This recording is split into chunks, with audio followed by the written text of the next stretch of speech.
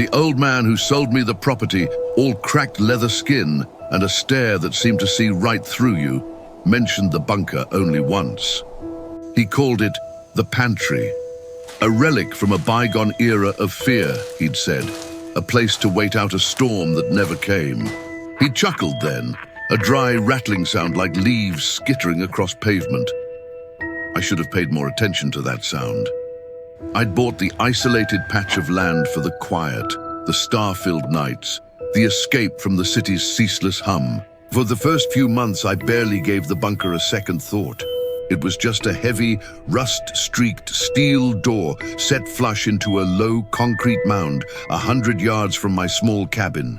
The key he gave me was heavy, ornate, and felt ancient in my hand. It was a sweltering August afternoon, when curiosity finally got the better of me. The air was thick and still, and the thought of a cool subterranean space was appealing. The key turned with a groan of protest, the sound of metal grinding against decades of disuse. The heavy door swung inward, revealing a flight of steep concrete steps, descending into absolute darkness. I flicked on my heavy-duty flashlight, its beam cutting a sharp cone through the gloom. The air that rose to meet me was stale, heavy with the scent of damp earth, dust, and something else, something metallic and faintly sweet, like old pennies and spoiled fruit. The descent felt longer than it should have. Step after step, the temperature dropped, the world above fading away until the only sounds were my own breathing and the scuff of my boots on the concrete. The bunker opened into a single large room. It was exactly what you'd expect. Shelves lined with canned goods, their labels faded to pastel ghosts, dusty cots with moth-eaten wool blankets, a hand-crank radio silent on a small table. My flashlight beam danced across the walls, revealing peeling paint and a sprawling map of the world, dotted with pins over cities long since renamed. It was a perfectly preserved tomb of Cold War paranoia. I spent a while exploring, a strange sense of archaeological fascination washing over me. I ran my fingers over the tins of condensed milk and peaches, imagining the family that might have huddled here, listening to the world end above. That's when I saw the second door. It was at the far end of the room, almost hidden in the shadows. Unlike the main entrance, this one was plain, wooden, and had no visible lock, just a simple brass knob. It seemed out of place, an afterthought. Where could it possibly lead? Deeper into the earth, a second hidden chamber. My heart began to beat a little faster. The rational part of my brain told me it was probably just a storage closet, but the stale air suddenly felt colder, charged with a strange energy. I reached out, my hand hesitating just inches from the knob. It was cool to the touch. Taking a deep breath, I turned it. The door swung open without a sound. It wasn't a closet. It was a hallway, narrow and short, ending in another room. The air that flowed out was different. The damp, earthy smell was gone, replaced by a sterile, almost clinical scent, like an old, abandoned hospital. Hesitantly, I stepped through. This new room was starkly different from the first. The walls were bare, unpainted concrete. There were no shelves, no cots. In the center of the room stood a single, heavy wooden chair. It faced away from me, towards the far wall. My flashlight beam trembled slightly as I scanned the space. The floor was clean, suspiciously so. Then my light found them. Scratches, deep, frantic gouges in the concrete floor, all originating from the legs of the chair, as if someone had been thrashing, trying desperately to move it. My throat went dry. This wasn't a pantry. This wasn't a fallout shelter. This was something else entirely. My gaze was drawn back to the chair. I had to see what was on the other side. Every instinct screamed at me to turn back, to run up the stairs and seal the heavy steel door forever. But a morbid, irresistible pull kept me rooted to the spot. I took a slow, deliberate step forward, my boots making no sound on the smooth concrete. Another step. The silence was deafening, a physical pressure in my ears. I moved to the side of the chair, extending my flashlight. The beam illuminated thick leather straps on the arms and legs, buckled and stained. This was a restraint chair. My blood ran cold. Then I saw the wall it was facing. My breath hitched in my chest, a strangled gasp escaping my lips.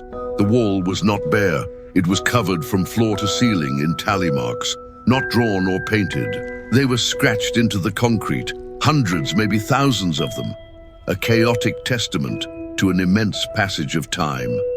And below them, at a height where a seated person's hand might reach, were words, scrawled with what looked like a fingernail, dug into the very stone. The words were simple, repeated over and over again, the script growing more frantic, more jagged with each repetition. Don't look behind you. A wave of pure primal terror washed over me. It was an absurd, childish command, yet in that sterile, silent room, deep beneath the earth, it felt like a holy scripture. My mind raced. Don't look behind you. Don't look behind me, or don't look behind the chair. My light was still fixed on the wall, my knuckles white as I gripped the flashlight. I could feel it, a presence, the feeling you get when you know, without a doubt, that you are being watched. The air grew thick, heavy, making it hard to breathe. The silence was no longer empty. It was filled with a dreadful, patient waiting. Slowly, against every survival instinct I possessed, my head began to turn. I had to know. The beam of my flashlight lagged behind, still illuminating the frantic warnings on the wall as my gaze shifted into the darkness behind me, back towards the short hallway and the wooden door I'd just walked through. The doorway was no longer empty. A figure stood there. It was tall, unnaturally so, its form a distorted silhouette against the faint light from the other room. It was gaunt, its limbs too long, bent at angles that weren't right. It didn't move. It just stood there, occupying the space where I had been moments before. I couldn't see a face, just a vague, dark shape where a head should be. But I could feel its gaze on me, a physical weight of malevolent attention. My flashlight beam snapped from the wall to the figure, and it was gone. The doorway was empty. There was nothing there. Was I losing my mind? Was the stale air, the isolation, playing tricks on me? I stood frozen for what felt like an eternity, my heart hammering against my ribs like a trapped bird. My light darted around the room, into every corner, finding nothing but bare concrete and shadows. I had to get out. Now. I scrambled back through the doorway, not daring to look at the empty space where the figure had been. I half ran through the first room, past the dusty cans and silent radio, my flashlight beam bouncing wildly. I didn't stop until I reached the bottom of the concrete stairs. I took them two at a time, my lungs burning, desperation clawing at my throat.